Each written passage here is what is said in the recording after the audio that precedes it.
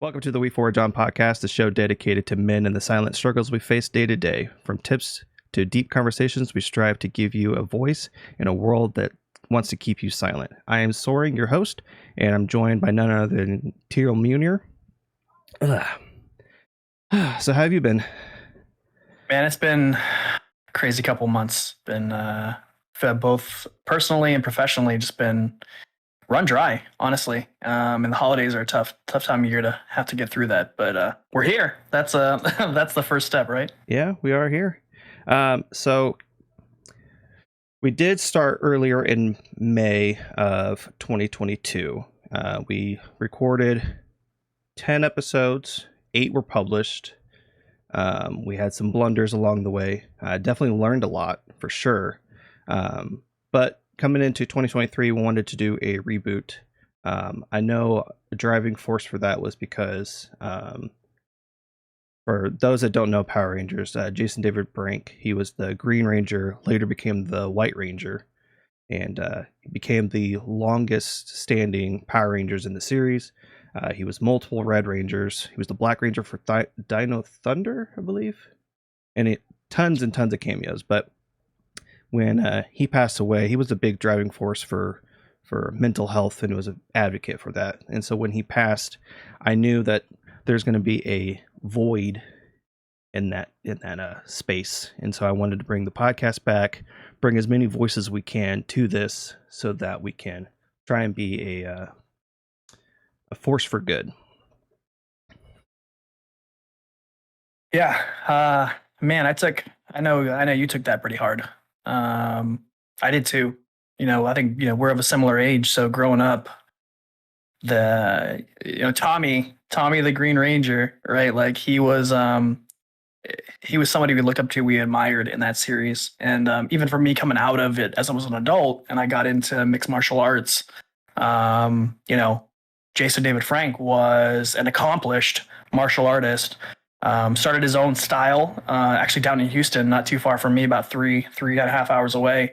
His own dojos, and then he was even a mixed martial artist as well. So for me and just everything else that he stood for and talked about, you can see there's countless videos out there and just everything he stood for. That was one more kind of straw on the camel's back over the past couple months that just was really, really tough emotionally to deal with. Yeah, I know for me, I was, so my dad was in the Air Force. And so when he was discharged, we moved a lot.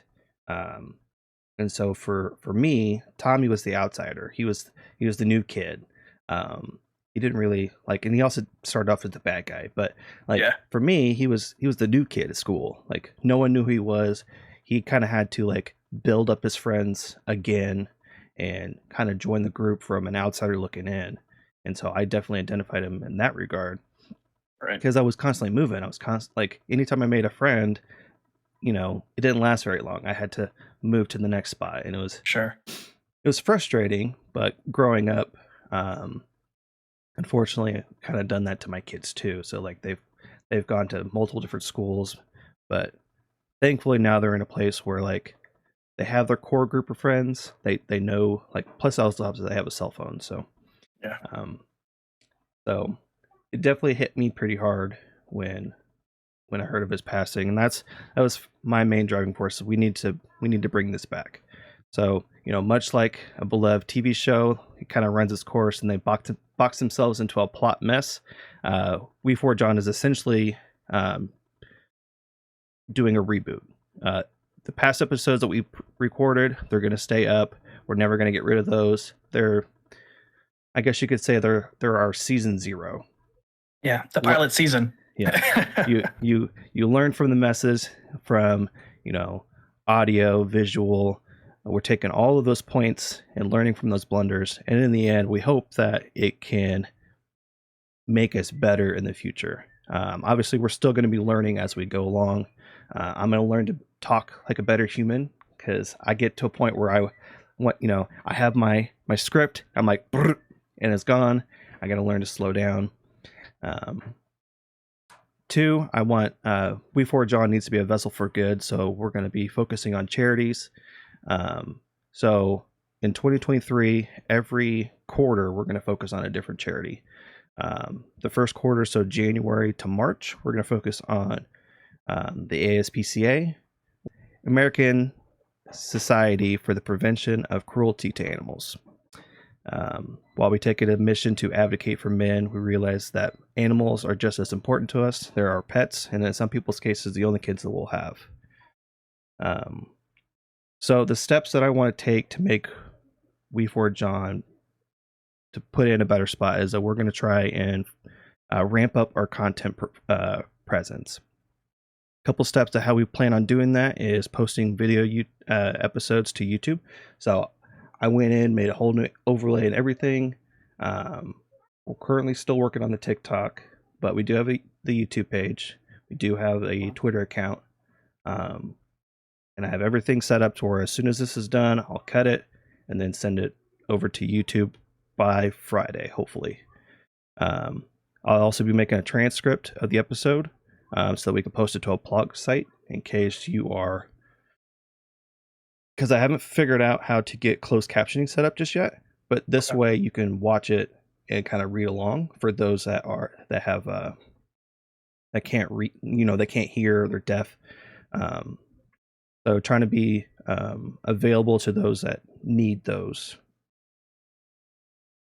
Is there anything that you want to try and work on for We4 John? I think the whole point of this for me is really just trying to make some lives a little easier than mine was, right? Getting to this point. So, we've mentioned it in kind of the pilot season that we launched in the first few episodes we did, is that, helping even one person is more than enough of a goal, and more than worth it than the time we invest, right? So that's what I want to continue to do, is just how do we become more successful in the sense of the people that we reach out to, and grow our reach so that more people have access to, whether that's the audio, the video, the content that we produce. In this case too, with the charity, we'll be touching lives there also. So, much like my own personal goals this year is just going to be how do we help more people. So, that's really all I'm looking for. I also know I've been working on getting guests planned out for January and February. I also have a goal that I want to get as many male voices as possible. And mind you, male in the fact that they identify as male.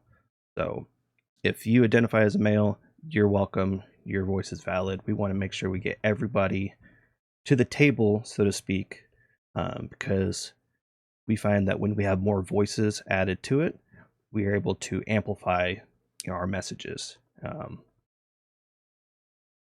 yeah, it's definitely glad to be back.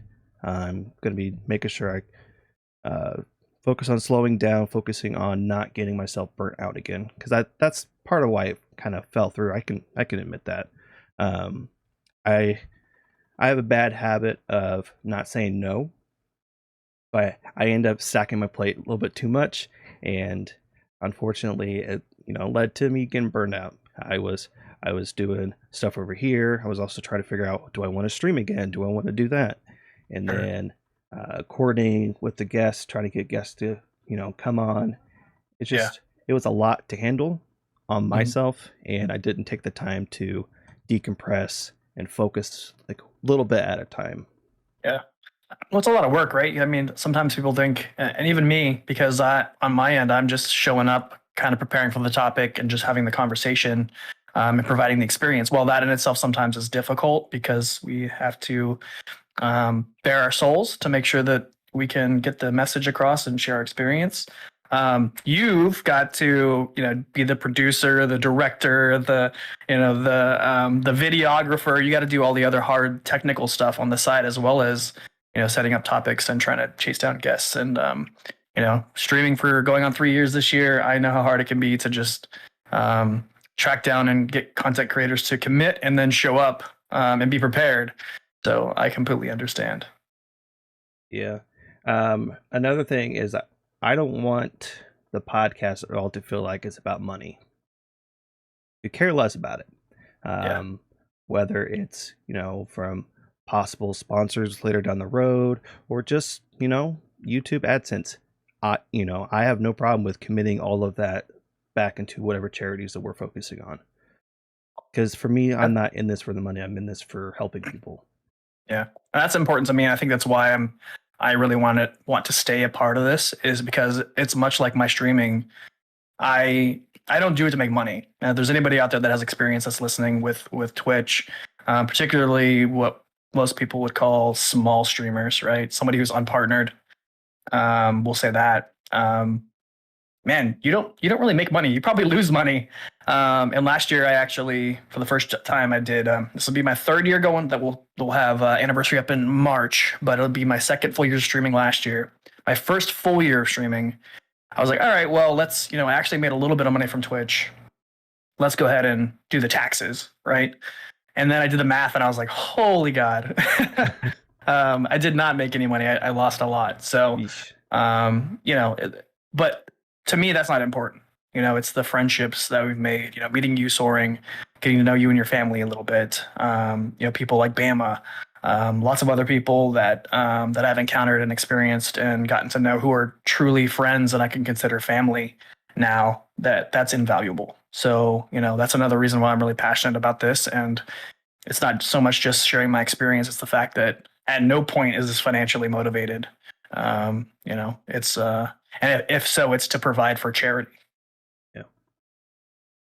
I know down the pipeline. So Seiya, he's the one that did our intro and outro music. He is releasing his album on February 3rd, I believe. Nice, very nice. And so I plan to have an episode with him later in the month to promote that. So I'm excited for that. We have plenty of other guests. We definitely have some people that are returning, like Hangry. He's going to be returning here or there. So I know for episodes, we're literally just going to be me and one other guest.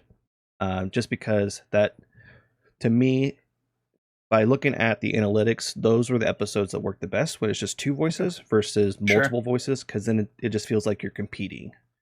So those episodes did better. So just going forward until we, figure out how we're going to do things with multiple guests, I'm just going to stick with myself, Soaring, and then plus one.